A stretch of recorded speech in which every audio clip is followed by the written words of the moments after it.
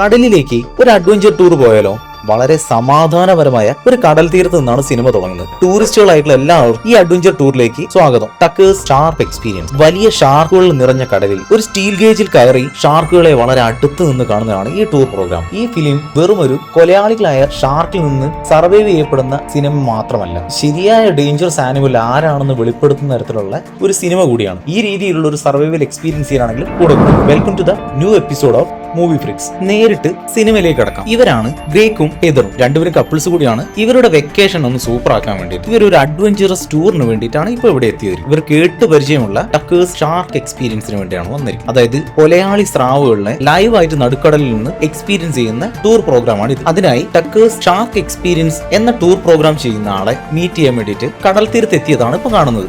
ഇയാളാണ് ടക്കർ. ഇയാളുടെ പ്രോഗ്രാമാണ് ഇത്. ഇയാൾ വളരെ ഹാപ്പി ആയിട്ട് വാം വെൽക്കം ചെയ്തുകൊണ്ടിരിക്കുകയാണ് ഇവരുടെ ടൂർ പ്രോഗ്രാമിലേക്ക് വേണ്ടിയിട്ട്. ബോട്ടിൽ യാത്ര ചെയ്യുന്ന സമയത്തായിരുന്നു പെട്ടെന്ന് തന്നെ വളരെ ഗൗരവമായ മുഖത്തോടു കൂടി ടക്കർ ഗ്രേക്കിനോട് സംസാരിക്കാൻ തുടങ്ങുകയാണ്. ഒരു കാലത്ത് കടലിൽ ഞാൻ നീന്താൻ പോയപ്പോഴാണ് അത് സംഭവിച്ചത്. വെള്ളം വളരെ ശാന്തമായിരുന്നു, വളരെ റിലാക്സ് ആയിട്ടായിരുന്നു നീന്തിക്കൊണ്ടിരുന്നത്. പെട്ടെന്നാണ് വന്ന് എന്നെ എന്തോ ഇടിച്ചത്. ഒരു ഡാർക്ക് കളേർഡ് ആയിട്ടുള്ള ഒരു ഷാർക്ക്. അതിന്റെ വലിപ്പം കണ്ടപ്പോൾ തന്നെ എനിക്ക് തോന്നി എന്റെ ജീവിതം ഇവിടെ തീർന്നു. എന്റെ കാലിന്റെ മുകൾ ഭാഗത്തായിട്ട് അത് കടിക്കുകയാണ്. പക്ഷെ എങ്ങനെയെന്ന് ഇപ്പോഴും അറിയില്ല. ആ കടിയിൽ നിന്ന് പകുതി മിസ്സായി. ഞാൻ എന്റെ മുഴുവൻ കരുത്ത് ഉപയോഗിച്ചായിരുന്നു അന്ന് കരയിലേക്ക് നീന്തി രക്ഷപ്പെട്ടത്. ആ ദിവസം ഇന്നും ആലോചിക്കുമ്പോൾ ഒരു നൈറ്റ്മെയർ പോലെയാണ് എനിക്ക് തോന്നുന്നത്. ടക്കർ ഈ രംഗം എക്സ്പ്ലെയിൻ ചെയ്തപ്പോൾ തന്നെ ഒരു അതിജീവനത്തിന്റെയും ഒരു ഭീതിയുടെയും ഒരു ഓർമ്മയിലേക്കാണ് ഇവരെ കൊണ്ടുപോയത്. ഇത് കഴിഞ്ഞ് ടക്കർ ഷാർക്കിനെ ആകർഷിക്കാനായിട്ട് രക്തം കലർന്ന മാംസത്തിന്റെ കഷ്ണങ്ങളാണ് വെള്ളത്തിലേക്ക് എറിയുന്നത്. ഇത്തരത്തിലുള്ള കാര്യം ഗ്രേക്കും ഹേതറും ആദ്യമായിട്ടാണ് കാണുന്നത്. രക്തത്തിന്റെ മണവും മാംസത്തിന്റെ ചലനവും കാരണം ഷാർക്ക് പെട്ടെന്ന് അവിടേക്ക് എത്തും എന്നാണ് ടക്കറിന്റെ ലക്ഷ്യം. ഗ്രേക്കും ഹേതറും നോക്കി നിൽക്കുമ്പോൾ തന്നെ വലിയ ഷാർക്കുകളാണ്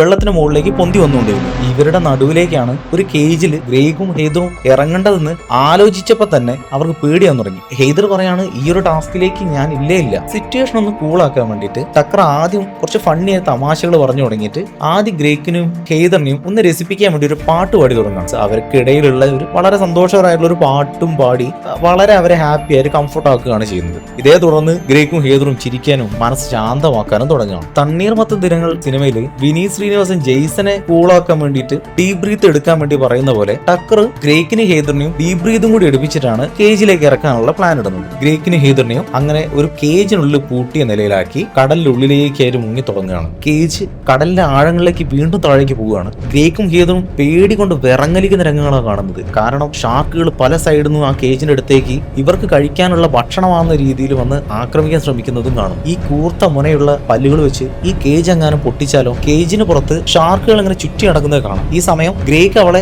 ശാന്തമാക്കാൻ ശ്രമിക്കുന്നുണ്ട്. പിന്നീട് അവർ ഇരുവരും പരസ്പരം ധൈര്യം നൽകി അവസാനമായി ഒന്നുകൂടി ഈ കാര്യങ്ങൾ ഒന്നുകൂടി മനസ്സിലാക്കാൻ ശ്രമിക്കും. കേജിലായി കടലിനുള്ളിൽ ഷാർക്കുകളെ ലൈവ് എക്സ്പീരിയൻസ് ചെയ്തതിനു ശേഷം മുകളിൽ തിരിച്ച് ബോട്ടിലേക്ക് തിരിച്ചു വന്ന ഗ്രേക്കും ഹേതറിനെയും കാത്തിരുന്നത് ടക്കറിന്റെ കൈകളാണ്. കൈകൾ വെച്ച് ഇവർ രണ്ടുപേരും മുകളിലേക്ക് വലിച്ച് പുറത്തെത്തിച്ചതിനു ശേഷം കയ്യിലുള്ള ചെറിയ കടാര എടുത്ത് ഗ്രേക്കിന്റെ കഴുത്തിലേക്ക് 3 കുത്തിയിട്ട് കടലിലേക്ക് വലിച്ചെറിയാണ്. സംഭവിച്ചെന്തെന്ന് മനസ്സിലാക്കാനുള്ള സമയത്തിനുള്ളിൽ ഗ്രേക്കിന് കഴുത്തിന് കുത്തേറ്റിട്ടുണ്ടായിരുന്നു. പിന്നീട് ഉച്ചത്ത് കരയുന്ന ഹേതറിനെയാണ് കാണുന്നത്. അവൾക്ക് സംഭവിക്കുന്നത് എന്താണെന്ന് മനസ്സിലാക്കാൻ പോലും പറ്റിയില്ല. അടുത്തത് ഓസ്ട്രേലിയയിലുള്ള ഒരു കോസ്റ്റൽ ടൂറിസ്റ്റ് പ്ലേസുകളാണ് കാണിക്കുന്നത്. ഒരുപാട് സർഫിംഗ് സ്പോട്ടുകളും ടൂറിസ്റ്റ് സ്പേസുകളും ഒക്കെ ഉള്ള സ്ഥലത്താണ് ഇപ്പോൾ. തിരമാലകൾക്കിടയിൽ സൂര്യപ്രകാശവും കടലിന്റെ നീല ലഹരികളും ചേർന്നുള്ള ഒരു സുന്ദരമായിട്ടുള്ള രംഗമാണ് കാണുന്നത്. ഇതിനിടയിൽ സർഫിംഗ് ബോർഡിൽ കടലിൽ നീന്തി നിൽക്കുന്ന നായിക, ഇവളുടെ പേരാണ് സഫർ. സർഫിംഗ് ചെയ്യാനുള്ള ഇവളുടെ പരിചയം കാണുമ്പോൾ തന്നെ അറിയാം വളരെ ധൈര്യശാലിയും ഇൻഡിപെൻഡന്റുമായിട്ടുള്ള ഒരു ലേഡിയാണ്. സഫറിന്റെ കടലിലെ തിരമാലകൾക്കിടയിലുള്ള സർഫിംഗ് പ്രകടനം പ്രേക്ഷകർക്കിടയിൽ കയ്യടി നേടിക്കൊടുക്കുന്നതാണ്. കടലിലെ തിരമാലകൾക്കിടയിലുള്ള ഈ സർഫിംഗ് പ്രകടനവും കഴിഞ്ഞിട്ട്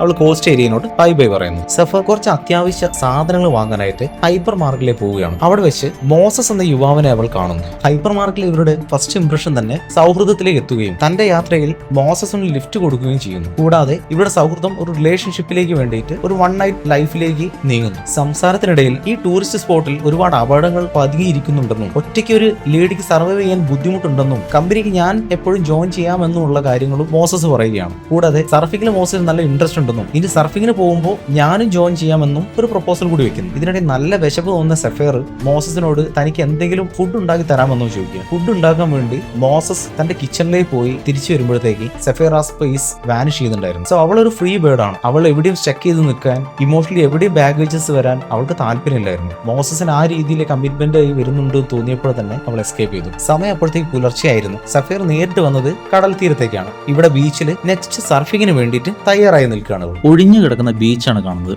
ഇതിനിടയിൽ തന്റെ ട്രാവലിന്റെ പിറകിലേക്ക് വന്ന് തന്റെ സർഫിംഗ് ബോർഡ് ശരിയാക്കാൻ നോക്കുമ്പോൾ ഇത് വീണ്ടും അസംബിൾ ചെയ്യുന്ന ഒരു കീ ഉണ്ട്. അതിനെയാണ് ഫിൻ കീ എന്ന് പറയുന്നത്. ഇത് തന്റെ അടുത്ത് ഇല്ലാന്ന് അറിഞ്ഞതിനുണ്ട് തൊട്ടടുത്തൊരു കാണുന്ന വാഹനത്തിന്റെ ആളുണ്ടോ എന്ന് ചോദിച്ചിട്ട് അതിനടുത്തേക്ക് അപ്രോച്ച് ചെയ്യാണ് അവൾ. ഇത് ചോദിക്കുന്നതിനിടയിൽ കാറിന്റെ ഓണർ ആയിട്ടുള്ള ടക്കർ വരികയാണ്. അയാൾക്ക് മനസ്സിലായ കാര്യം സർഫിങ്ങിന് പോവുകയാണ്. അപ്പൊ ഫിൻ കീ അയാളുടെ കയ്യിലുണ്ട്. അത് സെഫേറിന് കൊടുക്കുകയാണ് ചെയ്യുന്നത്. ഇവിടെ ഒരു താങ്ക്സ് പറച്ചിലൊക്കെ കഴിഞ്ഞ് അവർ അവിടുന്ന് പിരിഞ്ഞു. വീണ്ടും തന്റെ ട്രാവലിന്റെ അടുത്തേക്ക് എത്തി. സെഫേർ മൊബൈലിൽ നോക്കുന്ന സമയത്ത് അപ്പോഴത്തേക്കും മോസസ് മെസ്സേജ് അയച്ചു തുടങ്ങിയിട്ടുണ്ടായിരുന്നു. എന്തുകൊണ്ടാണ് ഈ ഒരു മൊമെന്റ് വിട്ടുപോയത്? തനിക്ക് എന്റെ ഒപ്പമുള്ള സമയങ്ങളൊന്നും ഇഷ്ടമായില്ലേ? അതിന്റെ മറുപടിയിൽ നിന്ന് ഡീവിയേറ്റ് ചെയ്തിട്ട് ഞാനൊരു ഏർലി ബേർഡ് ആണ്. സർഫിങ്ങിന്റെ മോസ്റ്റ് എക്സൈറ്റിംഗ് മൊമെന്റ് ഫീൽ ചെയ്യപ്പെടണമെങ്കിൽ ഏർലി മോർണിംഗിൽ ബീച്ച് സൈഡിൽ എത്തണം, സർഫിംഗ് എക്സ്പീരിയൻസ് ചെയ്യണം എന്നായിരുന്നു മറുപടി. സർഫിങ്ങിന് ഞാനും ജോയിൻ ചെയ്തോട്ടെ എന്ന് മോസസ് ചോദിച്ചപ്പോൾ അതിന് മറുപടി പറയാൻ തുടങ്ങുന്ന സമയത്താണ് പിന്നിൽ നിന്ന് ആരോ ഒരു പ്ലാസ്റ്റിക് കവർ മൂടിക്കൊണ്ട് തന്റെ കാഴ്ച മറക്കുന്നത് ടക്കർ ആയിരുന്നത്. സെഫറിന്റെ ബോധം കെടുത്തുന്നവരെ കഴുത്തിന് ചുറ്റും ആ പ്ലാസ്റ്റിക് കവർ കൊണ്ട് കടന്നു പിടിച്ച് തന്റെ ഓപ്പൺ ജീപ്പിലേക്ക് അവളെ പാക്ക് ചെയ്തിട്ട് വായിൽ പ്ലാസ്റ്റർ ഒട്ടിച്ചിട്ട് കടന്നു കളിയാണ്. ജീപ്പിൽ ഒരു പോപ്പ് മ്യൂസിക് ഇട്ട് അതിന് താളത്തിൽ പാട്ടും പാടി അത് എൻജോയ് ചെയ്തിട്ട് പോകുന്ന ടക്കർ അവന്റെ ജീപ്പിൽ കിഡ്നാപ്പ് ചെയ്ത സെഫർ ഉണ്ടെന്ന് ഒരു ഭാവം പോലും ഇല്ല അവന്. താൻ ഇത്തരത്തിലുള്ള കാര്യങ്ങൾ ചെയ്തിട്ട്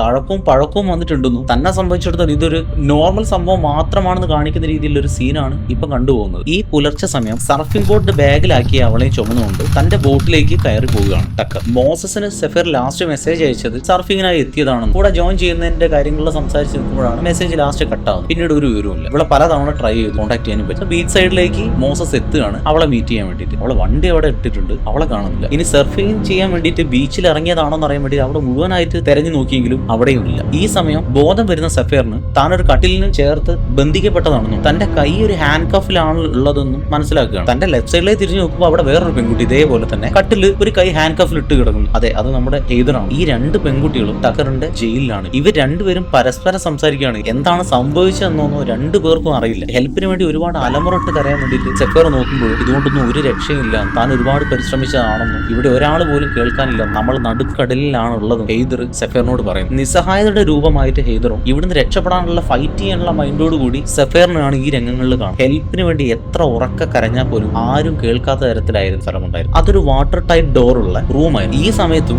ഒന്നും സംഭവിച്ചിട്ടില്ലാത്ത മട്ടിൽ ഭക്ഷണം കഴിച്ചിട്ട് TV എൻജോയ് ചെയ്യുന്ന ടക്കറിനെയാണ് കാണിച്ചുകൊണ്ടിരിക്കുന്നത്. തന്റെ കട്ടിലിന്റെ തൊട്ടടുത്ത് നഖം കൊണ്ട് മാർക്ക് ചെയ്ത രീതിയിൽ ഒരു പെൺകുട്ടിയുടെ പേരുകൂടി കാണുമ്പോൾ സൈഫറിന് മനസ്സിലാകുന്നുണ്ട് ഇത് ആദ്യത്തെ സംഭവം ഒന്നല്ല സംഭവിക്കുന്നത്. ഇവിടുന്ന് രക്ഷപ്പെടണമെങ്കിൽ എക്സ്ട്രാ ഓർഡിനറി ആയിട്ട് താൻ എന്തെങ്കിലും ചെയ്യണമെന്ന്. ആ ദിവസം പകലാവുകയാണ്. ഒരു പാട്ട് പാടി മ്യൂസിക്കും വെച്ച് ഫിഷിങ്ങിന് ഇരിക്കുന്ന ടക്കർ ആ എൻജോയ്മെന്റിന് ഇടയിലാണ് ഫിഷ് ഓൺ ആവുന്നത്. തന്റെ ചൂണ്ടയിൽ ആ ഇരയിൽ കൊത്തിയ മീനിനെ വലിച്ച് ബോട്ടിലേക്ക് ഇടുന്നതാണ് കാണുന്നത്, അവന്റെ അന്നത്തേക്കുള്ള ഭക്ഷണം. ഈ സമയം സെഫേറിനെ അന്വേഷിച്ച് നടക്കാത്ത സ്ഥലങ്ങളില്ല. അവസാനം പോലീസിൽ കംപ്ലൈന്റ് ചെയ്യാൻ വരെ പോയി. പക്ഷേ മോസിന് സെഫേറിനെ കുറിച്ച് മറ്റു ഡീറ്റെയിലുകളൊന്നും അറിയില്ല. അവൾ ആരാണ് എന്താണെന്നോ. സെഫേർ അപ്പോഴും ഒരു അൺനോൺ ഐഡന്റിറ്റി ആയിട്ട് തന്നെ തുടങ്ങി. ഇരുട്ട് വീണ്ടും വീണ് തുടങ്ങി. രാത്രി ആയപ്പോഴേക്കും വളരെ അവശ്യ നിലയിൽ എത്തിയിരിക്കുന്നു. ഹെയ്ദറിനെയാണ് കാണുന്നത്. അപ്പോഴും തന്റെ ഉള്ളിലെ ഫയർ വിടാതെ തന്റെ കട്ടിലും തന്റെ ചെയിനും പൊളിക്കാൻ വേണ്ടിയിട്ട് നിരന്തരം ശ്രമിച്ചുകൊണ്ടിരിക്കുന്ന സഫറിനെയാണ് കാണിച്ചുകൊണ്ടിരിക്കുന്നത്. ഇതിനിടയിൽ എല്ലാ സിനിമകളിലും കണ്ടുവരുന്ന പോലെ പൂട്ട് തുറക്കാൻ വേണ്ടിയിട്ട് ഇയർ പിന്നുകളോ മറ്റോ മെറ്റൽ പാർട്ട് വെച്ച് തുറക്കാൻ നോക്കും. ഇവിടെ അതേപോലെ ഹെയ്ദറിന്റെ ഇന്നർ വേനുള്ളിലുള്ള ഒരു മെറ്റൽ പാർട്ട് അവർ ഊരിയെടുക്കാൻ ശ്രമിക്കുകയും അത് വെച്ചിട്ട് സേഫർ തന്റെ ലോക്ക് തുറക്കാൻ ശ്രമിക്കുന്നതിനിടയിലാണ് കഥക് തുറക്കുന്ന സൗണ്ട് കേൾക്കും. ടക്കർ ഇവർക്കുള്ള ഭക്ഷണമായിട്ട്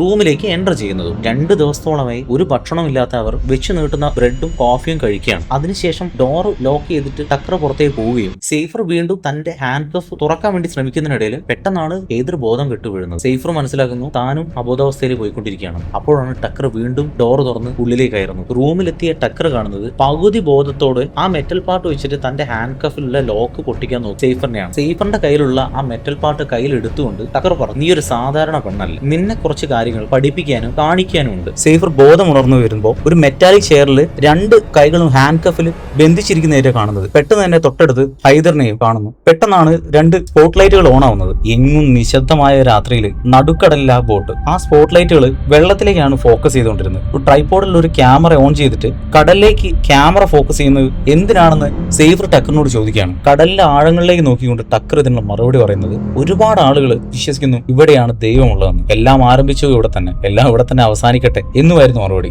ഈ സമയം കടലില് വെള്ളത്തിന് ഇളക്കം വന്ന് ശ്രദ്ധിച്ചുകൊണ്ടാണ് ടക്കർ ഹൈദറിന്റെ അടുത്തേക്ക് ചെല്ലുന്നത്. തന്റെ കയ്യിലുള്ള കത്തി എടുത്തുകൊണ്ട് അവളുടെ മുടിയുടെ ഒരു ഭാഗം മുറിച്ചെടുത്തു. ഇത് സൈഫർ കാണുമ്പോൾ അവളെ തൊട്ടുപോരുതെന്ന് ആക്രോശിക്കുന്നുണ്ടായിരുന്നു. ഹൈദറിന് ബോധം വന്നു തുടങ്ങി. അടുത്തതെന്ത് സംഭവിക്കാൻ പോകുന്നതെന്ന് അറിയാത്ത സൈഫറും അടുത്തത് സംഭവിക്കാൻ എന്താണെന്ന് അറിയുന്ന ഹൈദറും ഒരേപോലെ പേടിക്കാൻ തുടങ്ങി. ഇനി സംസാരം കഴിഞ്ഞു. ഇനി ടക്കർ ഷോ ആണ് നടക്കാൻ പോകുന്നതെന്ന് പറഞ്ഞുകൊണ്ട് ബോട്ടിൽ കണക്ട് ചെയ്തിട്ടുള്ള ക്രെയിൻ യൂസ് ചെയ്തുകൊണ്ട് ഹൈദറിനെ ബോട്ടിൽ നിന്ന് ഉയർത്തുകയാണ്. ബോട്ടിന് ചുറ്റും ഷാർക്കുകൾ നീന്തി തുടങ്ങിയിട്ടുണ്ടായിരുന്നു. ഈ സമയം ക്രെയിനിൽ നിന്ന് ഹൈദറിനെ പകുതിയോളം കടലിൽ മുക്കി വെച്ചിരിക്കുന്നു. ടക്കർ തന്റെ ക്യാമറയിൽ ആ സ്പോട്ട് ഫോക്കസ് ചെയ്തുകൊണ്ടിരിക്കുകയാണ്. നെക്സ്റ്റ് സെക്കൻഡിൽ ഒരു ഷാർക്ക് വന്ന് ലൈവായിട്ട് അവളെ ബൈറ്റ് എടുക്കുന്നതാണ് കാണുമ്പോൾ.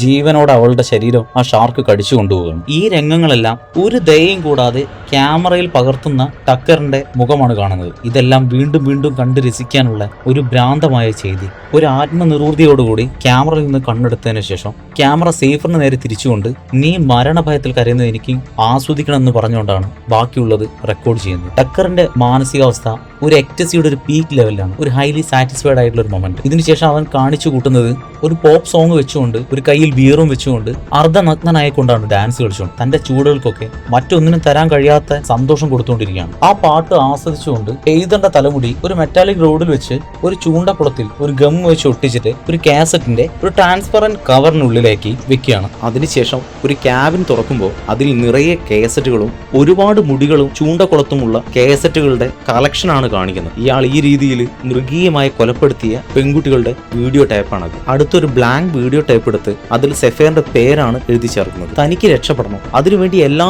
മാർഗവും ചെയ്യാനും അതിൽ ഒരു സമയം പോലും വേസ്റ്റ് ആക്കാനില്ലെന്നും മനസ്സിലാക്കിക്കൊണ്ട് നിരന്തരമായിട്ട് തന്നെ ബന്ധിച്ചിരിക്കുന്ന ആ കട്ടിലിനോട് ശാരീരികമായിട്ട് പൊരുതിക്കൊണ്ടിരിക്കുകയാണ് സെഫേർ. ഇവൾ ഹൈദറിനെ പോലെയല്ല, വേറൊരാളെ പോലും അല്ല. സേഫർ ഒരു ഫൈറ്റർ ഗേൾ ആണെന്ന് ഇവിടെ മനസ്സിലാക്കാം നമുക്ക്. നിരന്തരം ശ്രമിച്ചിട്ടും ആ ഇരുമ്പിന്റെ കട്ടിൽ നിന്ന് രക്ഷപ്പെടാൻ അവർക്ക് കഴിഞ്ഞിട്ടേ ഇല്ല. കൂടെ ഉണ്ടായിരുന്ന ആർക്കും കഴിഞ്ഞിട്ടില്ല എന്ന് മനസ്സിലാക്കി. അടുത്ത ദിവസം സ്രാവുകൾ കഴിച്ച ഹൈദറിന്റെ ബോഡിയുടെ ഒരു പാർട്ട് കടലിൽ ഒഴുകി നടക്കുന്നതാണ്. ഈ സമയം സേഫറുടെ ബോയ് ഫ്രണ്ട് ഇവളുടെ എല്ലാ സർഫിംഗ് സ്പോട്ടുകളിലും തെരഞ്ഞുകൊണ്ടിരിക്കുകയാണ്. ഇതുവരെ കാണാൻ പറ്റിയില്ല. അവൻ അവളെ വല്ലാതെ മിസ് ചെയ്യുന്നുണ്ട്. വീണ്ടും ഹാൻഡ് കഫിൽ കിടക്കുന്ന സൈഫറിന്റെ അടുത്തേക്ക് ടക്കർ അവൾക്ക് കഴിക്കാനുള്ള ഭക്ഷണവുമായി വരികയാണ്. പെട്ടെന്ന് രോഷാവിലേറ്റ് അവൾ ആ ഭക്ഷണം മുഴുവൻ തട്ടി കളഞ്ഞുകൊണ്ട് നല്ലൊരു തെറി കൂടി പറയാം. ഇതിന് ടക്കറിന്റെ മറുപടി, ഈ ഭൂമിയിൽ സംഭവിക്കുന്ന എന്താണെന്ന് നിനക്കറിയും. ഈ എക്കോസിസ്റ്റം നിലനിൽക്കുന്നത് തന്നെ ഈ ഷാർക്കുകളുടെ ഇവിടുത്തെ പ്രസൻസ് ആണ്. ഷാർക്കുകൾ ഒരിക്കലും ഇരപിടിക്കുമ്പോൾ അവരുടെ അനുവാദം ചോദിക്കാറില്ല. ടക്കറായിട്ടുള്ള എല്ലാ ജീവിവർഗത്തിനെയും കരുത്തരായുള്ള ആളുകൾ അതീശത്വം പുലർത്തും. അതേപോലെയാണ് താനെന്നും ടക്കർ പറയുമ്പോൾ പുച്ഛിച്ച് തള്ളുന്ന രീതിയിൽ നീ ഒരു കീടാണുവാണ്, ഒരിക്കലും നീ ഒരു ഷാർക്കുമായി കമ്പയർ നിന്നെ ചെയ്യാൻ പാടില്ല